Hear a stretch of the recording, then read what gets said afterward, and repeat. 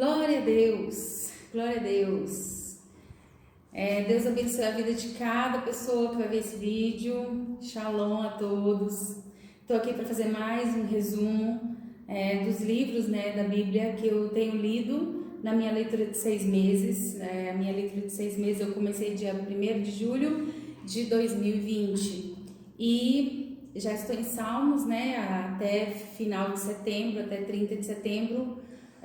Vou ter quase terminado Salmos, ou ter terminado já, se você começou essa leitura de 6 meses e se atrasou, não desista. Daqui para o final do ano ainda tem mais de 90 dias.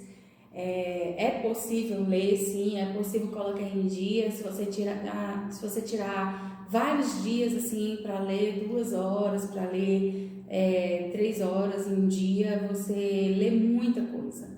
Você consegue colocar em dia, ok? Então, eu tô um pouco atrasada com os vídeos, mas hoje vou fazer esse vídeo aqui de 1 Reis 1 e 2 Reis também. 1 Reis, vamos lá. Lembrando que hoje é dia 27 de setembro de 2020, tá? Então vamos lá. O livro de 1 Reis começa falando sobre a velhice de Davi e ali houve um pouco de conflito na velhice de Davi sobre quem seria o seu sucessor, Então houve um dos filhos de Davi quis tomar o trono sem Davi dar o trono para ele, e a mãe de Salomão e o profeta Natã foram falar com Davi, para saber quem que realmente seria o rei, e Davi então declarou que seria Salomão. E aí então fez toda a coroação, de Salomão, e o irmão de Salomão que tinha tentado ser rei sem Davi se manifestar foi Adonias.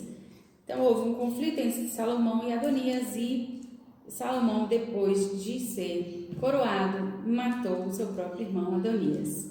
Era assim, meus amados, naquela época era desse jeito, No campo político era assim, o seu adversário se levantou contra você, aí você manda matá-lo. Era desse jeito que os poderosos faziam, Então, Salomão então começa a reinar.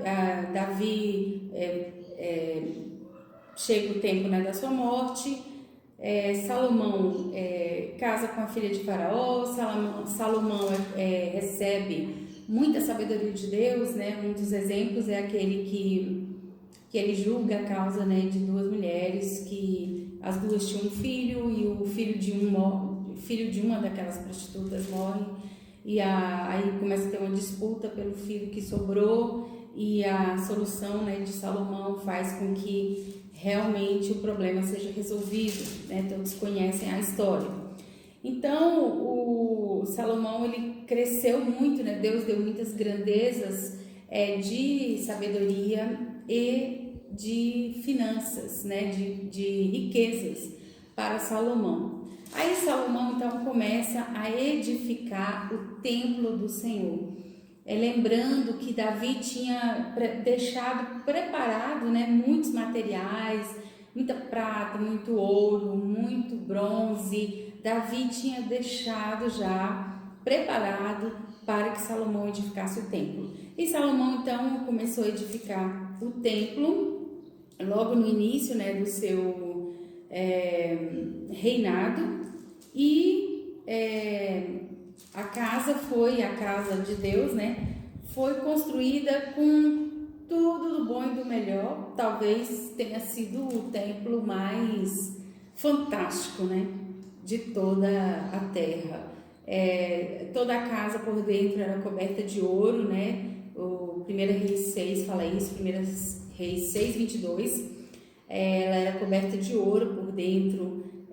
Todo o altar diante do oráculo era coberto de ouro. todos os utensílios eram de ouro, era muito luxuoso, né, aquele templo.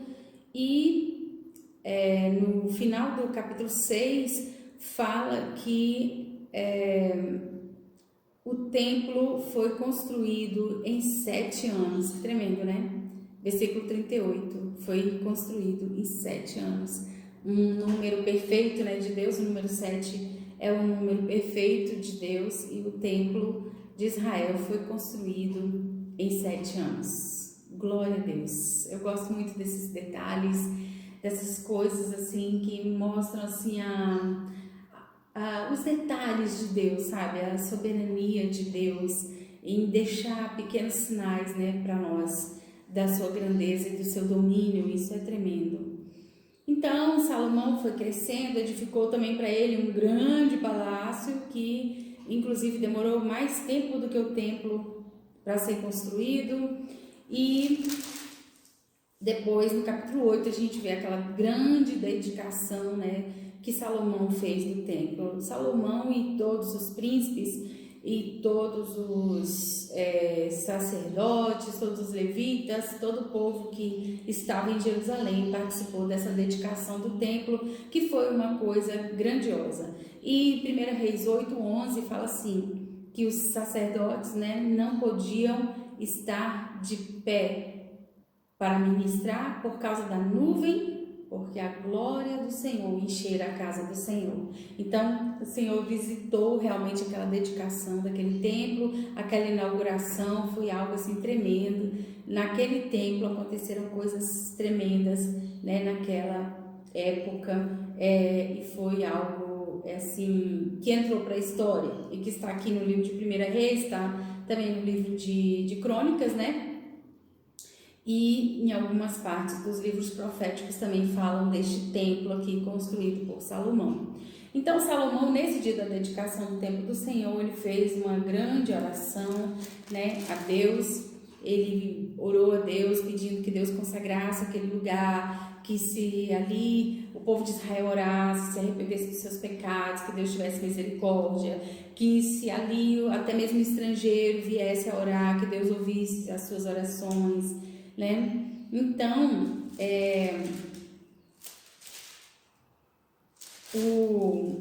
foi uma dedicação assim realmente de alto nível. E no final do capítulo 8 Salomão abençoou o povo, né? E fizeram uma grande festa e comeram juntos, né? Fizeram muitos sacrifícios e comeram juntos, e o rei abençoou todo o povo. Até aí o reino, né?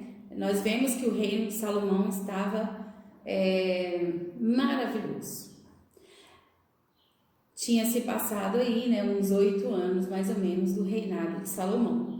Aí no capítulo 9, né, fala que Deus aparece novamente, né, em sonhos, né, para falar com Salomão. E Deus fala com Salomão, né, sobre que ia confirmar o trono dele, que sempre ia ter um filho dele que reinasse, né? Mas se ele obedecesse, né? Se ele fizesse a vontade de Deus. Então o reino de Salomão foi crescendo. O capítulo 10 fala daquela visita da rainha de Sabá, que era uma rainha do reino da Etiópia, que ela foi visitar, né, Salomão, e ela ficou encantada com a sabedoria, com as riquezas de Salomão. Ela trouxe muitos presentes para Salomão, né, inclusive em ouro e tal, e especiarias, e Salomão também deu a ela muitos presentes. Talvez até os presentes de Salomão tenham excedido os presentes que ela trouxe. Só que a partir do capítulo 11 a gente vê a triste história do desvio de Salomão, onde Salomão começou a praticar a idolatria e a ira de Deus veio sobre ele. E o capítulo 11 já começa dizendo que ele multiplicou para si mulheres. Ele realmente foi fundo nisso, né? Ele casou, ele trouxe para ele, além da filha de Faraó, ele trouxe mulheres moabitas, amonitas, edomitas, sidônias e etéias, de todas os povos que Deus tinha dito para não se misturar, né? Então isso foi uma grande ruína para Salomão. Então ele tinha centenas, né, de esposas. Capítulo 11, 3 fala que ele tinha 700 mulheres princesas e 300 concubinas, ou seja, tinha 700 mulheres oficiais e 300 concubinas que não eram nem mulheres esposas de verdade, né? E essas mulheres corromperam a vida de Salomão, e no versículo 5, né, do 11, no capítulo 11 fala que Salomão andou em idolatrias, né? Seguiu os deuses Astarote, Milcom, deuses dos Amonitas, dos Sidônios, por causa da influência dessas mulheres. Então aí começou a derrota, né, de Salomão. No final do capítulo 11 fala da morte de Salomão, que ele reinou, né, em Jerusalém 40 anos e ele foi sepultado, e Roboão, né, seu filho, reinou em seu lugar. E Roboão, então, ele, a partir do capítulo 12, ele toma péssimas decisões. Ele ouve os conselhos dos príncipes jovens, não ouviu os mais velhos, ouviu o conselho dos príncipes jovens, seus amiguinhos ali, né, aqueles ali da geraçãozinha Nutella, que tinham tudo na mão, né, que não sabia o preço do trabalho, que não sabia o custo de nada. E ele então ouviu esses príncipes e ele falou para as 10 tribos de Israel, né, que estavam reivindicando mais liberdade, menos impostos. Ele falou para essas tribos que ele ia ser mais duro ainda do que Salomão. E com isso houve então um racha, né? 10 tribos seguiram a Jeroboão. Então, a partir do capítulo 12 de 1 Reis, a gente vê que depois da divisão, né, do reino de Israel, a gente vê alguns aspectos aqui importantes, né? Eu anotei aqui. Primeiro, todos os reis de Israel citados até o final do 2 Reis, todos os reis, né, daquela parte das 10 tribos que se separaram, né, de Judá, todos os reis foram idólatras, foram maus, né, aos olhos do Senhor. Sempre está lá escrito, né, todos fizeram o que era mal aos olhos do Senhor. Houve diversas dinastias, né, ou seja, sempre mudava, né,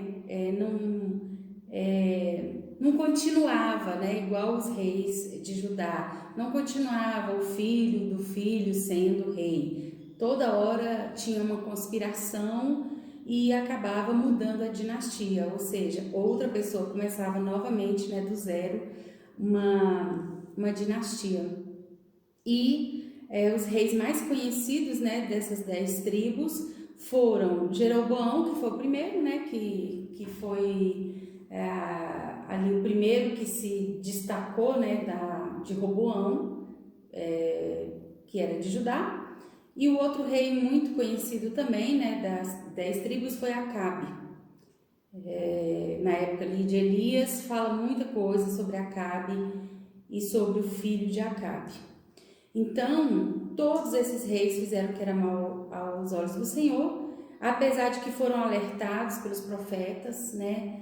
Teve o profeta Elias nessa época, né? O profeta Eliseu, e outros profetas também, que alertavam esses reis de Israel para eles se voltarem para o Senhor, para o Deus de Abraão, de Isaac e Jacó, mas eles nunca se voltavam totalmente, eles estavam sempre envolvidos com idolatria, eles estavam sempre envolvidos com os povos, né, ali da região, com os deuses ali das nações vizinhas. Então, o território, né, dessa parte de Israel, da parte que era chamada parte norte, o território foi diminuindo, até que eles foram perdendo a importância e foram perdendo as guerras e, por fim, a Assíria venceu totalmente o reino do norte, né, das 10 tribos. A Assíria os venceu e os levou para outras terras e nunca mais se ouviu dizer do reino do norte de Israel. E Então, é uma parte bastante triste. Você vai lendo, vai lendo, vai lendo, e cada rei que vem, e cada dinastia que aparece, cada um que mata o rei anterior para poder tomar o lugar, faz às vezes pior do que aquele que estava lá, né? Então, essa é a parte triste de Primeiro e Segundo Reis. Outro aspecto importante desses dois livros são os profetas. Os profetas são bastante citados, muitas vezes, às vezes um capítulo fala só mesmo das obras ali daquele profeta de Deus. Então é um livro que fala muito sobre o ministério profético em Israel. Os profetas eram muito importantes porque muitas vezes eles eram os últimos a ter uma palavra de Deus, a ter uma visão de Deus para a vida, né, do povo de Israel. Porque em algumas situações até mesmo os sacerdotes tinham se desviado, tinham deixado de servir ao Senhor, o templo tinha sido abandonado, mas os profetas continuavam, né? Continuavam servindo a Deus, continuavam trazendo a palavra de Deus. Então, eu marquei aqui os três profetas que falam nesses dois livros. O primeiro é o Aías, que fala, né, lá no capítulo 11 de 1 Reis, que ele foi aquele que profetizou para Jeroboão. Ele falou para Jeroboão, o reino da dinastia de Davi vai ser rasgado, porque Deus que realmente se desagradou, né, de Roboão e dos últimos tempos da vida de Salomão, Deus se desagradou. E então foi Aías que profetizou para Jeroboão que ele ia ser rei de 10 tribos.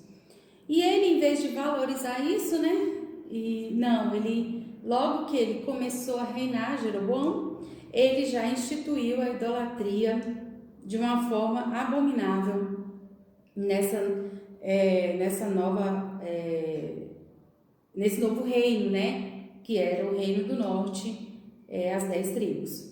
Depois esse Aías, né, esse profeta Aías, ele profetizou para o próprio Jeroboão que Deus tinha desagradado também de Jeroboão e Deus ia tirar, né, os filhos de Jeroboão a oportunidade de serem reis.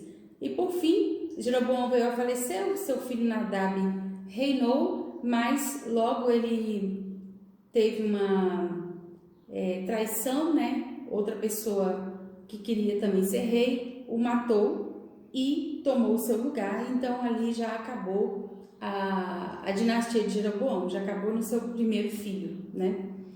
Outro profeta bastante falado, né, em 1 Reis e 2 Reis é Elias. Elias está falando sobre Elias de 1 Reis 17 até 2 Reis capítulo 2. São muitas histórias, né? Histórias tremendas. No capítulo 17 ele já começa falando que ia ter uma grande seca e ele é então sustentado por Deus, né? Ali naquele pequeno riozinho que ele foge lá, ele vai para lá para esse riozinho e Deus manda o alimento para ele, carne e pão, que os corvos levavam para Elias. Depois que esse riozinho seca, ele vai e fica na casa de uma viúva, e essa viúva faz um bolo para ele, e aí acontece aquele grande milagre, né? Que a farinha não acabou, o azeite não acabou, e ele fica ali por um tempo. Depois ele volta e tem um confronto, né, com Acabe, que era rei do norte, e ele também tem um confronto com os profetas de Baal, e então tem aquele episódio bastante conhecido de 1 Reis 18, em que ele desafia, né, os profetas de Baal a orarem para que Baal descesse fogo do céu sobre aquele sacrifício, né? E realmente não aconteceu. E já o sacrifício de Elias desceu fogo do céu, né? E depois ali as pessoas que estavam assistindo toda aquela apresentação ali, né, de Elias, as pessoas que estavam assistindo tudo ali tiveram que declarar que só o Deus de Israel é o Deus verdadeiro, e eles ali ajudaram Elias matando aqueles profetas, mais de 400 profetas de Baal. Elias depois é perseguido pela Jezabel, né, que era a rainha lá, esposa do Acabe. Ela tinha muito poder e Elias tem várias experiências com Deus, várias experiências com Deus. Ele é usado por Deus para ressuscitar também um menino, e quando vai chegando perto da época de Elias ser levado, ele então começa a discipular Eliseu, e ele passa para Eliseu o seu manto profético, né? A sua incumbência profética. Elias passa para Eliseu já no capítulo 2 de 2 Reis.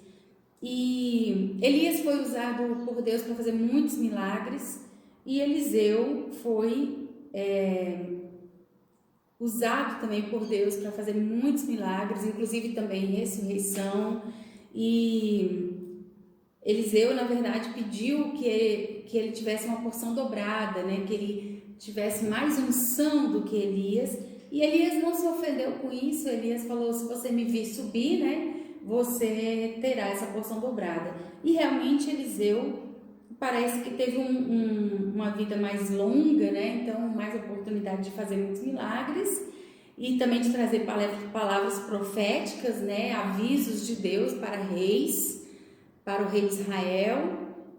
E Eliseu fez muita coisa importante. Depois da sua morte, no capítulo 13, estava tendo uma pequena batalha, né? Estava tendo uma batalha do povo de Israel contra alguns invasores, e uma pessoa desse exército, né, um homem morto, caiu na cova que estava Eliseu enterrado, e esse homem reviveu. Então Eliseu aqui fez um milagre até mesmo depois da sua morte, né? Não é que ele fez um milagre, é que Deus quis fazer, né, um milagre usando ali até o corpo morto, né, de Eliseu, os ossos de Eliseu fizeram reviver aquele homem que tinha acabado de morrer. Então, assim, a parte que eu mais que eu fico, nunca me canso de ler essas partes aqui de Elias e de Eliseu, porque são histórias tremendas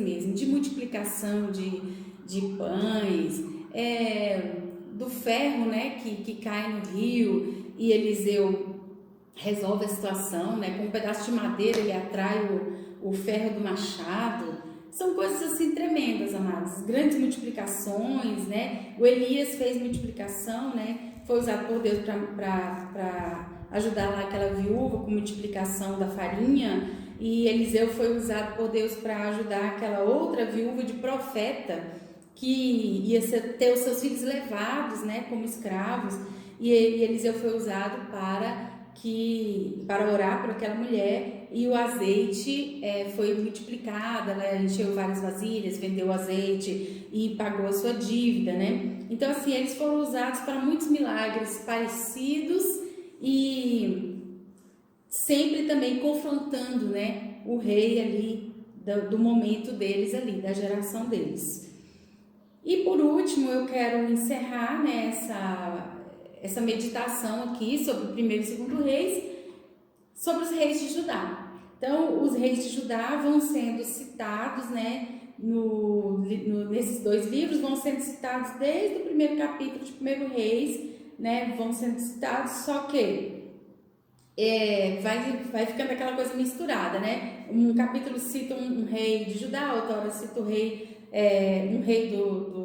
das 10 tribos, outra hora cita uma história de um profeta. Então eu dividi um pouco aqui para ficar um pouco melhor aqui a minha linha de pensamento. Por último, eu quero falar sobre os reis de Judá. Os reis de Judá foram melhores, né, do que os reis de Israel, do Reino do Norte. E eu anotei aqui: os melhores reis de Judá depois de Salomão foram Asa, Josafá, Ezequias e Josias. Esses foram os melhores. E entre Ezequias e Josias teve o pior rei, né, de Judá, que foi Manassés. E ele reinou por muito tempo, por mais de 40 anos o Manassés reinou. Ele cometeu todo tipo de idolatria, inclusive até construiu um altar dentro do templo, um altar com outros propósitos, né, de idolatria. Manassés fez seus filhos passarem pelo fogo. Manassés fez coisas terríveis, mas no finalzinho da sua vida ele ainda se arrependeu e Deus teve misericórdia da vida dele. Então, esses melhores reis de Judá que eu anotei aqui, Asa, Josafá, Ezequias e Josias, eles foram reis que sempre estava escrito assim sobre eles. E eles fizeram como Davi. E eles foram como Davi, né? Eles fizeram o que agradavam a Deus. Dentre todos esses aqui que eu anotei como os melhores, Josias foi o melhor. Josias vale muito a pena você ler a história de Josias, que começa no capítulo 22 de 2 Reis. Ele, na verdade, era filho de Manassés, mas, né, graças a Deus, ele não fez as coisas horríveis que seu pai fez. Ele realmente reparou o templo, reparou o ministério sacerdotal, ouviu, né, a profecia as profecias que estavam escritas sobre a destruição de Jerusalém, e ele temeu muito, ele ficou assim muito tocado, né? Ele realmente assim procurou os profetas para saber o que eles podiam fazer para que Deus não destruísse Jerusalém. Aí tem o episódio do capítulo 22 de 2 Reis, né, que a Uda profetiza, uma mulher profetiza, né? Ela mandou uma palavra ali para Josias, né, dizendo que Deus estava aceitando que ele tinha se humilhado, né? Josias estava interessado nas coisas de Deus, Josias tinha se humilhado, então Deus não ia trazer a destruição de Jerusalém no seu reinado, né? Então a história de Josias é tremenda, capítulo 22, 23, e deixa eu ver, 22 e 23. E aí depois desse reinado tremendo de Josias, o seu filho tomou posse como rei, mas logo já veio Babilônia, né, e Nabucodonosor, e trouxe toda a destruição que Deus já tinha falado que ia acontecer por causa dos muitos pecados, né, de Judá, de várias gerações que fizeram coisas que abominavam, que abominavam a Deus, que eram contra a palavra de Deus. Então chegou o tempo do juízo, que havia sido profetizado por Isaías, havia sido profetizado por outros profetas e havia sido profetizado por Jeremias. E Jeremias estava lá, né, quando veio o final, né, do reinado de Judá. Jeremias estava lá, e Nabucodonosor deu liberdade para Jeremias, para ele ficar ou para ele ir para Babilônia, e ele ficou em Jerusalém. Então, assim termina, né, 2 Reis, de uma forma muito triste, porque foi o reinado terminado ali de Judá, e nunca mais houve rei da linhagem de Judá em Israel. Nunca mais houve, né? E quando Jesus, então, veio ao mundo, sabia-se que o Messias viria da tribo de Judá, e nós vemos lá na genealogia, né, de Mateus e de Lucas, que o nome, a genealogia de Jesus chega até Davi, né? Então, quando Jesus veio, já não existia mais rei em Israel.